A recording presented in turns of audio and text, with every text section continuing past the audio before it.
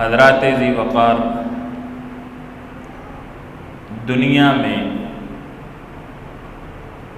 آج تک آنے والے مسلمان انسان یا غیر مسلم انسان ہمیشہ سے دو گروہوں کی شکل میں رہے ہیں۔ نام کوئی بھی ہو، فرقہ کوئی بھی ہو، کسی بھی نبی کے ماننے والے ہوں یا انکار کرنے والے ہوں، ہمیشہ سے دو گروہ رہے۔ ایک خوش بخت خوش نصیب، دوسرا بدبخت بد نصیب۔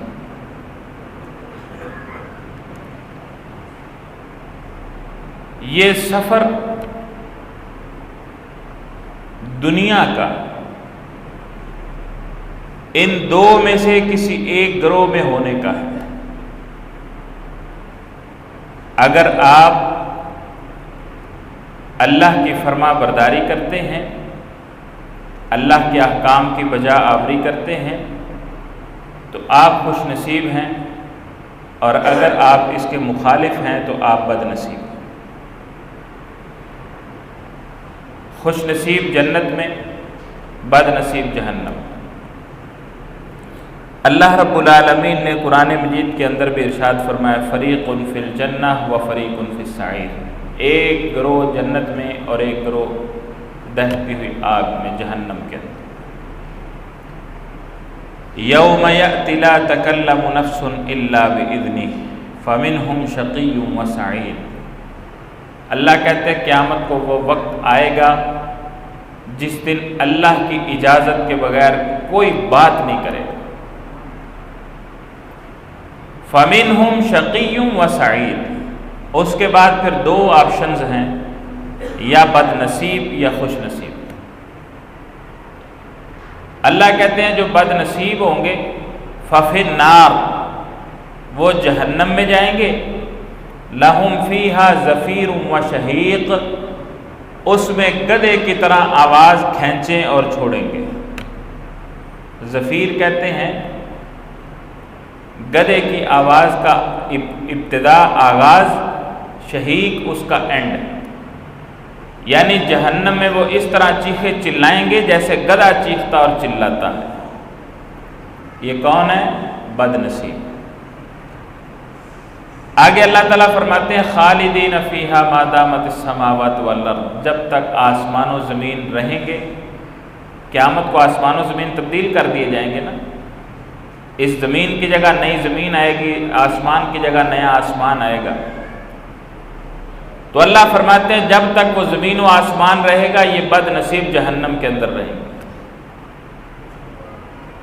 وَأَمَّا الَّذِينَ سُعِدُوا فَفِي الْجَنَّةِ خَالِدِينَ فِيهَا مَا دَامَتِ السَّمَاوَاتُ وَالْأَرْضُ، اور جو خوش نصیب ہیں وہ جنت کے اندر جائیں گے اور اس میں ہمیشہ رہیں گے جب تک آسمان و زمین قائم۔ رسول اللہ صلی اللہ علیہ وسلم نے فرمایا قیامت کے دن جنتی جنت میں ہوں گے، جہنمی جہنم میں ہوں گے، موت لائی جائے گی اور ان سب کے سامنے اس کو ذبح کر دیا جائے گا، اور پھر اہل جنت کو خوشخبری دی جائے گی کہ آپ کے لیے ہمیشہ کی بہترین زندگی ہے، کبھی ختم نہیں ہوگی، اور جہنمیوں کو یہ بتا دیا جائے گا کہ آج کے بعد کوئی موت نہیں آئے گی اور تم ہمیشہ یہیں جلتے رہو۔ یہ بد نصیبی کی انتہا۔ اب یہ باتیں سوچ کے لائحہ عمل کیا ہے، ہمیں کیا کرنا چاہیے، کیسے ہم خوش نصیب بن سکتے ہیں؟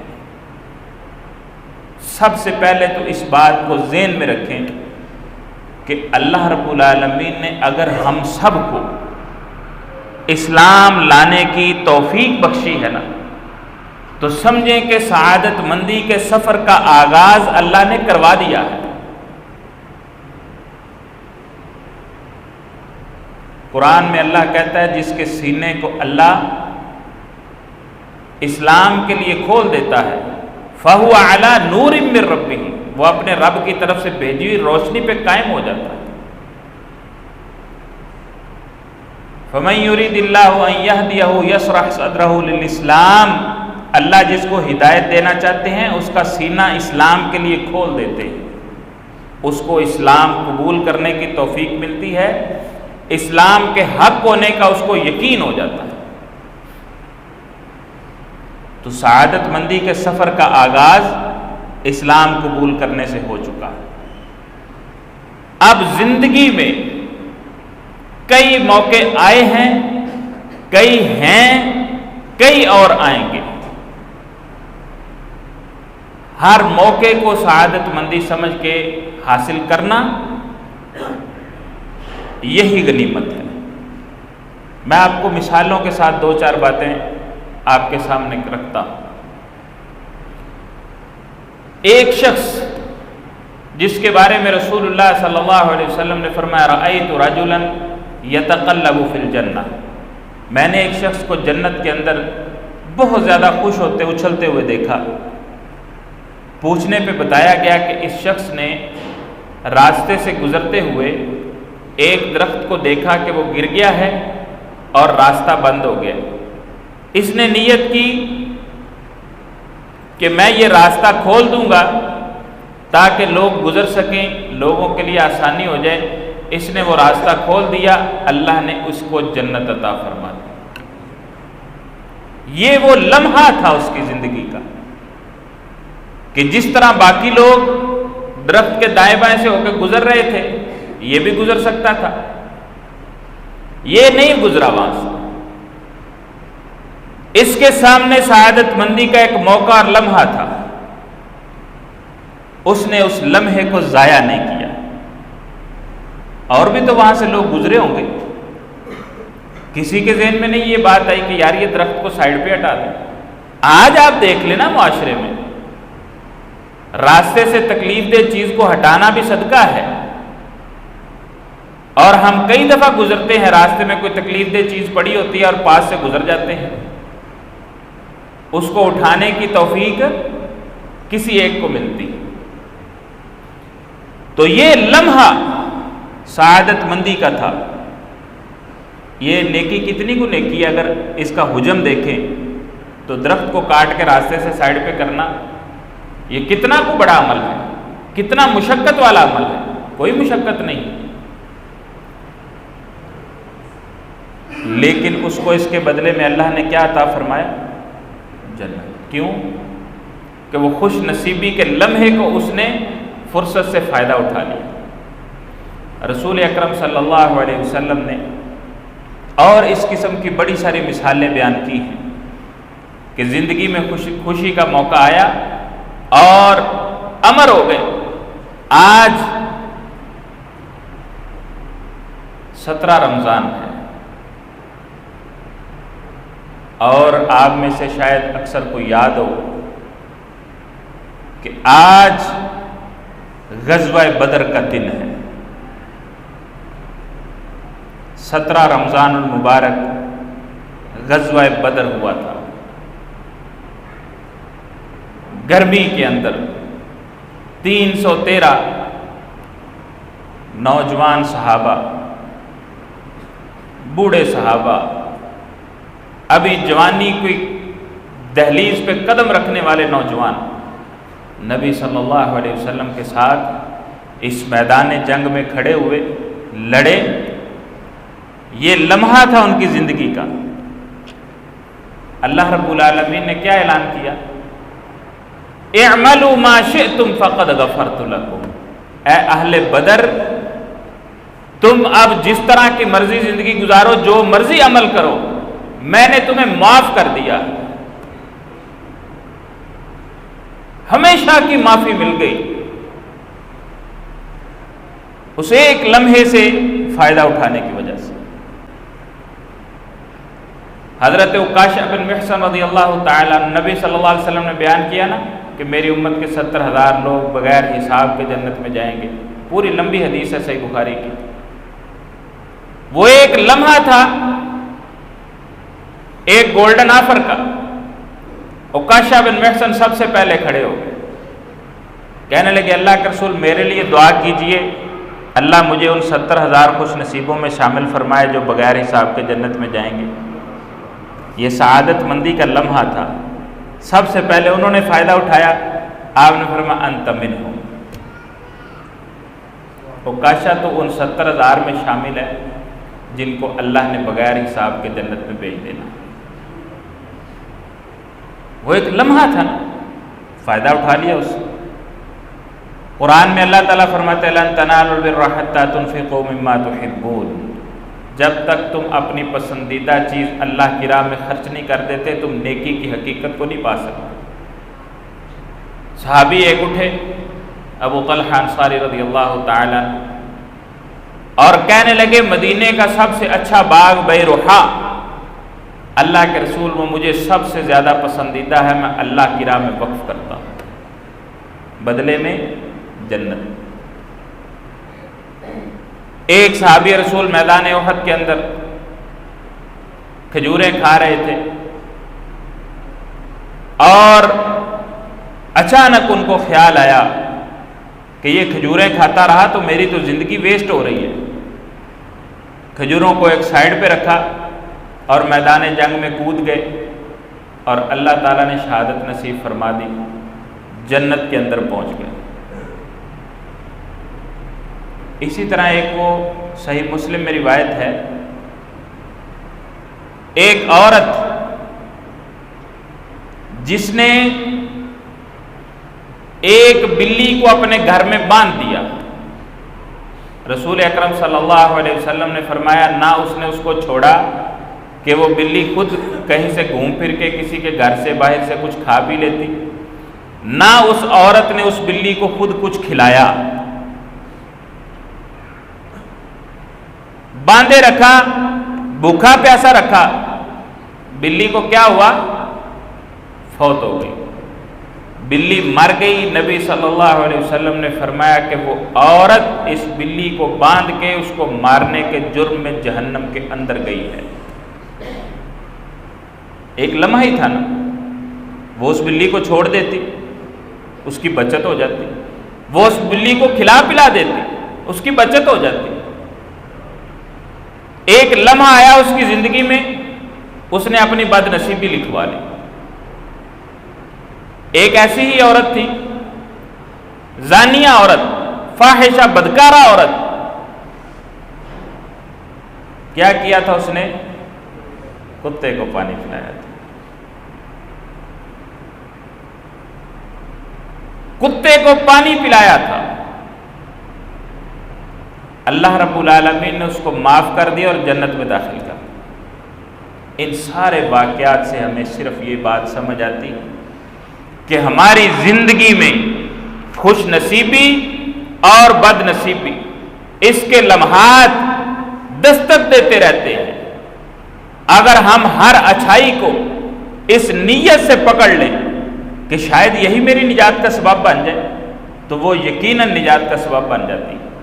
اور اگر ہم ہر برائی کو اس نیت سے چھوڑ دیں کہ یار کہیں یہ چھوٹا سا گناہ ہی میرے گلے کا پھندا نہ بن جائے تو بد نصیبی سے بھی انسان بچ سکتا ہے.